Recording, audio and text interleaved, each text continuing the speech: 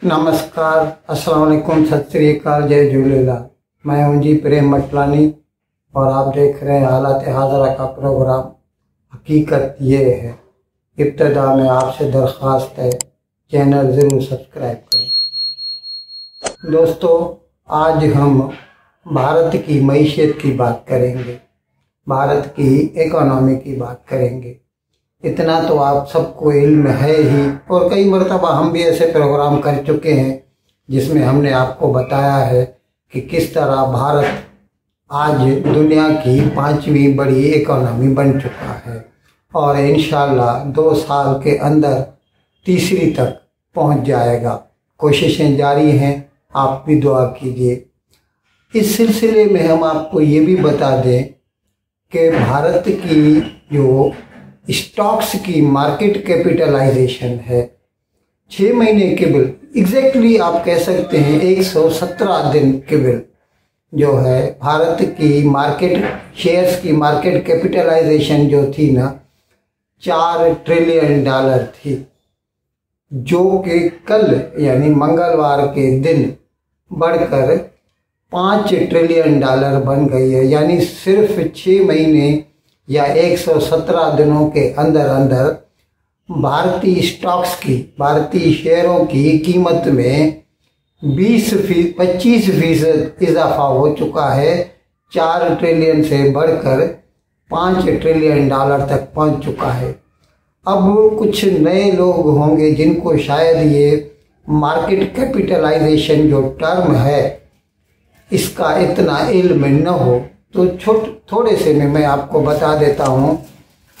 हर company के जो है शेयर्स होते हैं और जो लिस्टेड कंपनीज होती हैं, यानी किसी भी स्टॉक एक्सचेंज पे जिनके बारे में सौदे होते हैं, खरीदो फरोख्त होती है, वहाँ पर उनका जो भाव निकलता है तो उस कंपनी के जितने टोटल शेयर होते हैं और किसी भी वक्त समझ लीजिए कि कल 21 तारीख थी मई की, तो 21 मई को समझ लीजिए ए शेयर है, उसके टोटल शेयर 1000 हैं और उसकी उस वक़्त कीमत शेयर की जो है वो 100 रुपया है। तो यूँ कह सकते हैं कि उस कंपनी की उस वक्त मार्केट कैपिटलाइजेशन जो है वो 1 लाख रुपया है। और इसी तरह टोटल नंबर ऑफ शेयर्स को उसके उस वक्त के भाव से ज़रब दीजिए, मल्टीप्लाई कीजिए, आपको मार्केट कैपिटलाइजेशन मिल जाएगी। इस तरह भारत के जो भी शेयर स्टॉक एक्सचेंजेस पर लिस्टेड है, अनलिस्टेड की बात नहीं कर रहा, वो अलग से होते हैं, उनमें जितने शेयर थे और उनका जो भाव था, कल चलते दिन में चलते चलते $5 ट्रिलियन हो गया। अब मैं आपको बता दूं, वैसे ख़त्म होते होते थोड़ा कम हो गया, यानी $497 बिलियन जो है 4970 4.97 ट्रिलियन हो गया, यानी 0.3 बिलियन जो है वो कम हो गया। कोई बड़ी बात नहीं है, ये तो भाव नीचे ऊपर होते रहते हैं। लेकिन इससे अच्छा मैं ये भी बता दूं कि इस लिहाज से भी भारत जो है मार्केट कैपिटलाइजेशन में, भारत की जो स्टॉक मार्केट्स हैं दुनिया में 5वें नंबर पर हैं। अब इस सिलसिले में मैं आपको बता दूं, नंबर 1 पर तो अमेरिका ही है, USA है, 2 नंबर पे चीन है, 3 नंबर पे जापान है, 4थे नंबर पर हांगकांग है और अब 5वें नंबर पर भारत पहुंच गया है। अच्छा, कुछ लोग कहेंगे कि इससे दूसरों का क्या वास्ता, ये तो शेयर मार्केट का भाव है, नीचे ऊपर होता रहता है, बराबर है, सीधा सीधा इसका इकोनॉमी से कोई ताल्लुक नहीं है और आम आदमी से तो बिल्कुल भी नहीं है, सवाए इसके कि जो लोग मार्केट में डील करते हैं उन पे ये असर पड़ता है, बाकी दूसरों का इससे कोई वास्ता नहीं।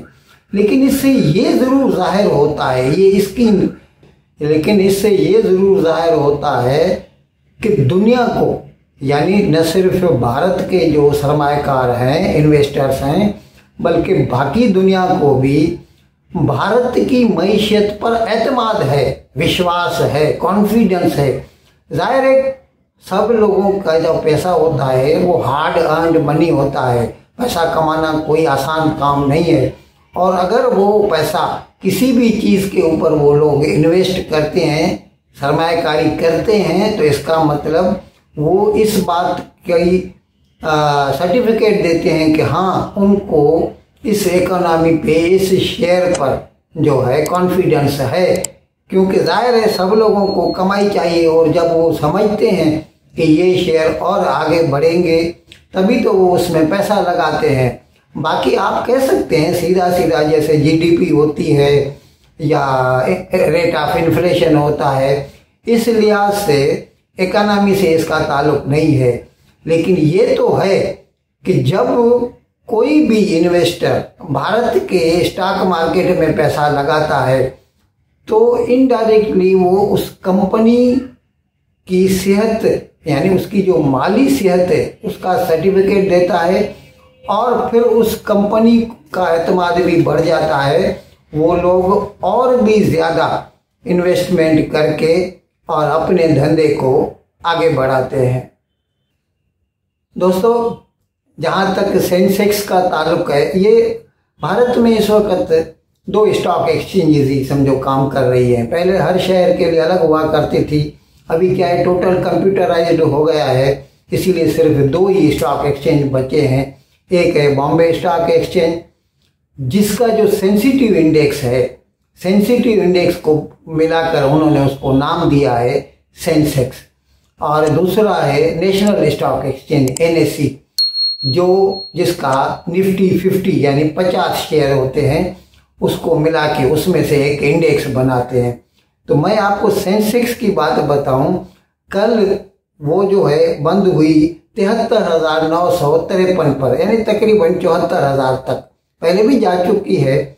लेकिन मैं आपको इसलिए बता दूं कि जब हम जवान हुआ करते थे, मैं 90 की बात कर रहा हूँ, 91, 92, हर्षद मेहता का जब स्कैम हुआ था, उस वक्त नॉर्मली 2,500 के करीब हुआ करती थी। तभी NSE नहीं थी, सिर्फ BSE हुआ करती थी, और उसकी सेंसेक्स जो है तकरीबन 2,500 के पास हुआ करती थी। अब आप खुद सोचिए, किसी ने उस वक्त सोचा होगा कि इसके 30-32 साल बाद ये आगे चलकर 74,000 तक पहुंच जाएगी। दोस्तों, एक और बात का जिक्र करना जरूरी है। अब जो आदाद शुमार आ रहे हैं, आंकड़े आ रहे हैं, मैं उसमें आपको बता दूं, भारतीय सयाहों ने पिछले साल जो है बाहर जो सयाहत की है, यानी बाहर जो जाके पैसा खर्च किया है, it has crossed over 31.7 billion $, 31.7 billion $, $30 billion का तो नहीं, इतना जो है उन्होंने रेमिटेंस किया है, बाहर भेजा है। और इसीलिए भी इसका मतलब इसकी अहमियत बढ़ जाती है, क्योंकि हम जाहिर है पाकिस्तान से मुआवजा करते हैं, किसी को अच्छा लगे या न लगे, लेकिन मुआवजा किया ही जाता है। मैं आपको बता दूं, पाकिस्तान की टोटल एक्सपोर्ट जो है ना, सिर्फ $30 बिलियन है। भारत की जो है 900 तक पहुंचने वाली है। मैंने कुछ रोज केबल ऐसा प्रोग्राम भी किया था, आपको बताया था।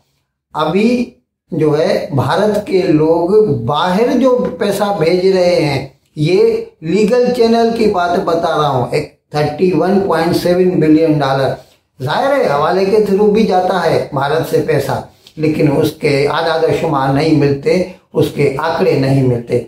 ये सारी बातें इस बात की गमाजी हैं कि भारत की जो इकोनॉमी है, it is on the upswing, आगे बढ़ रही है और बड़े जोर शोर से आगे बढ़ रही है। इन अल्फाज के साथ आज का प्रोग्राम ख़त्म करने की मैं आपसे इजाज़त चाहता हूँ, लेकिन विदाई लेने से पहले एक मरतबा फिर आपसे मेरी दरख्वास्त है कि जिस किसी साहब या साहबा ने अब तक हमारे इस चैनल को सब्सक्राइब नहीं किया तो ज़रा करम इसको जल्द से जल्द सब्सक्राइब करें, प्रोग्राम को लाइक करें, शेयर करें और घंटी का बटन दबाना न भूलें। बहुत बहुत शुक्रिया। खुदा हाफिज़।